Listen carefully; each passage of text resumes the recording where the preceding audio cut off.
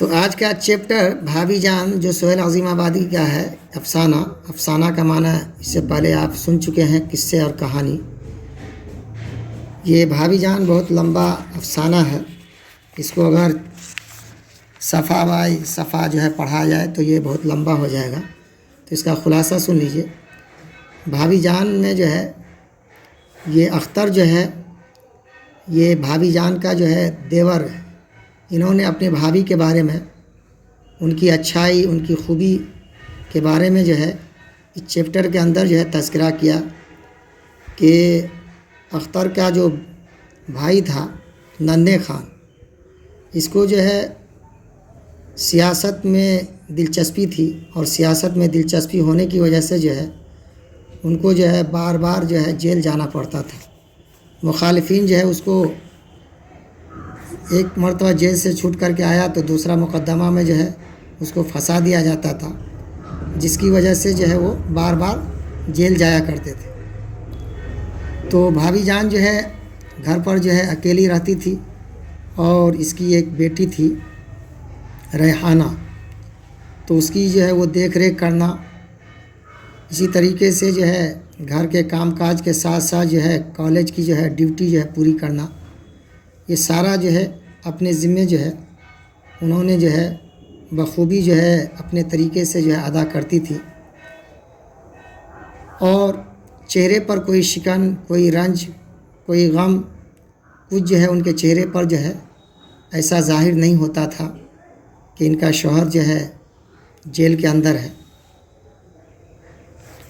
بھابھی جان جو ہے حالانکہ ایسے موقع پر آدمی خود محتاج ہوتا ہے، چاہتا ہے کہ اس کو کسی طرف سے مدد ملے، لیکن بھابھی جان جو تھی یہ انتہائی جو ہے بلند ہمت کی مالک تھی، اور انتہائی جو ہے مستقل مزاجی کے ساتھ صبر و استقامت کے ساتھ جو ہے وہ جو ہے اپنے کام کو انجام دیتی تھی، اور یہاں تک کہ وہ اپنے روپے پیسے سے دوسروں کو بھی مدد کیا کرتی تھی۔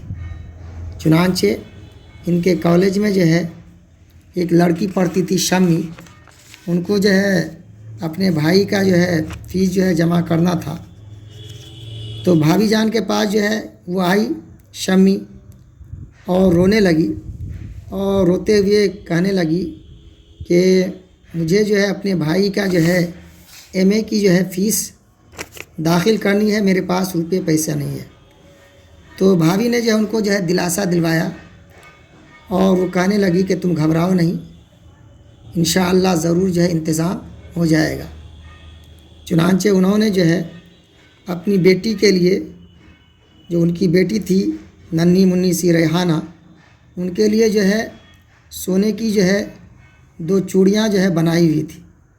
انہوں نے جو ہے اس کو جو ہے ان کے ہاتھ پر رکھا، حالانکہ وہ سونے کی چوڑیاں ننھی جو ہے ریحانہ وہ جو ہے ایک ہی مرتبہ پہنی تھی، لیکن بھابھی جان نے وہ سونے کی چوڑیاں ان کو جو ہے دیتے ہوئے کہی کہ جاؤ اس کو فروخت کر کے اس کو بیچ کر کے جو ہے اس کی جو ہے فیس ادا کر دو۔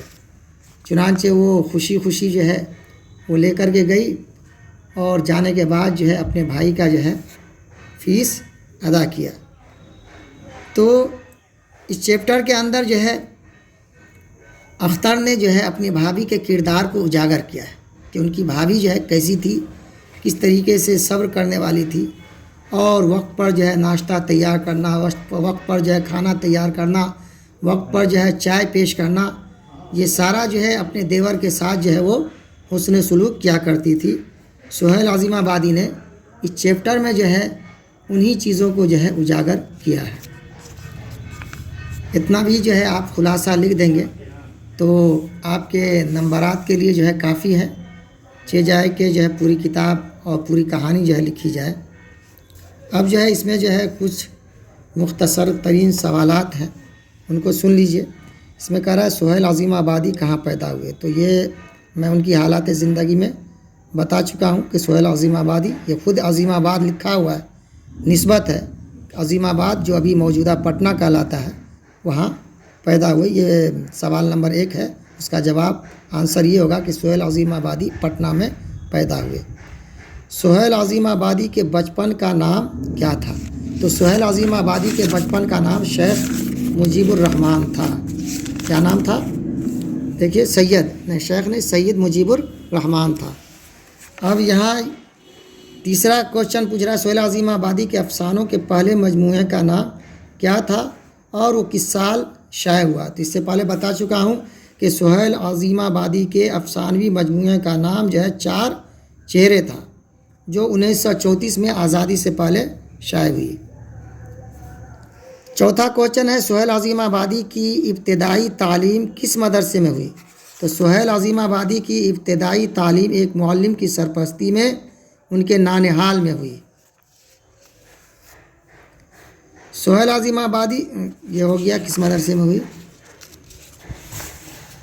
آگے کہہ رہا ہے، رقیہ بھابھی کے جس دیور کا کردار کہانی میں پیش کیا گیا ہے اس کا نام کیا تھا؟ تو مختصر سوال میں یہ پہلا کوشچن ہے، دو اس سے پہلے بھی مختصر ترین سوالات کیے گئے تھے اور یہ بھی مختصر سوال ہے۔ تو رقیہ بھابھی کے جس دیور کا کردار کہانی میں پیش کیا گیا ہے اس کا نام کیا ہے؟ تو اس کا نام جو ہے اختر تھا۔ اس کا نام کیا تھا؟ اختر ہے، یہ لکھ دینا ہے آپ کو۔ رقیہ بھابھی کے شوہر کو بار بار کیوں جیل جانا پڑتا تھا؟ تو بتا چکا ہوں کہ رقیہ بھابھی کے شوہر کو جو جیل جو ہے بار بار اس لیے جانا پڑتا تھا کیونکہ وہ سیاسی آدمی تھے اور سیاست میں اس کو دلچسپی تھی، لہذا جو ہے سیاست کی وجہ سے ان کو جو ہے بار بار جیل جانا پڑتا تھا۔ رقیہ بھابھی کس لڑکی کی تعلیم کا خرچ خود برداشت کرتی تھی؟ تو شمی جو ہے وہ لڑکی اس کی تعلیم کا خرچ جو ہے وہ خود برداشت کرتی تھی۔ شمی کے ساتھ ساتھ جو ہے شمی کے بھائی کا جو ہے فیس بھی جو ہے انہوں نے چوری جو ہے دے کر کے جو ہے ادا کیا تھا، پڑھ چکے ہیں کہانی میں خلاصہ میں۔ رقیہ بھابھی کو سونے کی چوڑیوں کو کیوں فروخت کروانا پڑا تھا؟